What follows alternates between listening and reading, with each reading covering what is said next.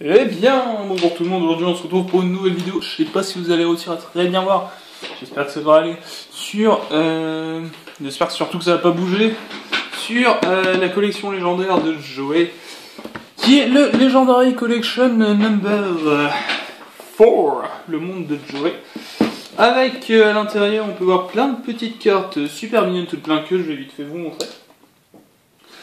Encore une fois, j'espère que vous allez réussir à voir parce que c'est assez galère à filmer. Donc, concrètement, ça fait un petit moment que j'ai pas fait de vidéo. Malheureusement, j'ai une vie d'ailleurs, ça fait un petit moment en fait que j'ai arrêté Yu-Gi-Oh! En fait, tout simplement, j'avais fait une micro-pause où je continuais toujours à regarder, etc. Mais je faisais pas d'échange, ni rien. Donc, on est parti. Collection légendaire 4, le monde de Joey. Concrètement, on peut voir sur la boîte le magicien du temps et le baby dragon, le dragon de Joey, le bébé dragon. Et bien évidemment, le playmat du charisme le plus total. Ouais, c'est ça là. Le playmat du charisme avec Joey dessus, tout simplement. Et formation de feu, harpie, je sais pas quoi. Donc sur ce, on est parti. Donc, alors, les cartes promo. C'est pas mal, honnêtement la carte promo est pas mal, enfin, c'est pas du métal pour les collectionneurs, c'est assez génial.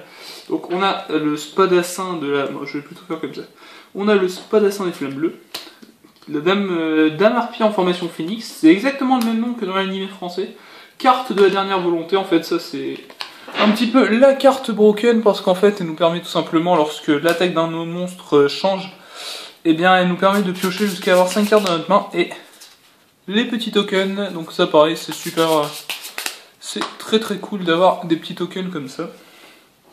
Sachant que ces 4 là auraient largement suffi, ils nous ont mis 2 petits tokens comme ça en plus. Bon, franchement, c'est déjà bien sympa. Mais après, on va passer à ce qui nous intéresse le plus, savoir les Legendary Collection Pack, et ce que tout le monde veut, à savoir 6ème sens.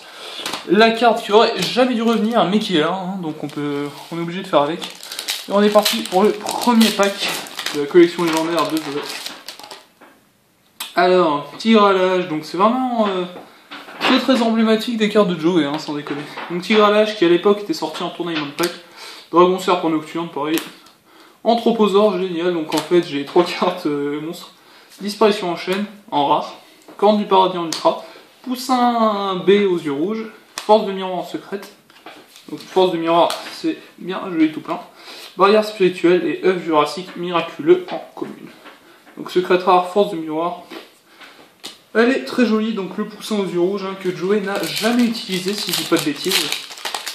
Mais bon, il est là. Ensuite, onde de choc sismique. Tornade géante qui est pas mis. Golem de lave en rare. Dragon de harpie en ultra, qui est très bon. Dame harpie 3, encore une force miroir, donc deuxième force miroir, en secret rare, dans 2 boosters à la suite. Et Désespoir des ténèbres, dragon à recul et Goulême des ombres. Donc le dragon de harpie qui est sorti en ultra rare dans cette édition. Pourquoi pas, pourquoi pas. Il nous reste 3 boosters. Espérons peut-être que Ver de donjon, fille de harpie, Inotama. Donc on voit vraiment qu'il y a énormément de monstres normaux. Dragon crâne noir en rare. Monster Reborn en super, en ultra. Appel de l'être hanté en super. Typhon d'espace mystique en secrète.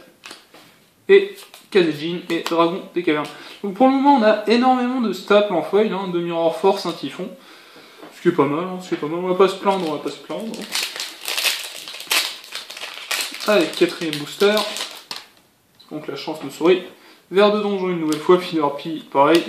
En fait, on a eu exactement les 3 mêmes cartes, c'est n'importe quoi. Golem de lave qu'on a déjà.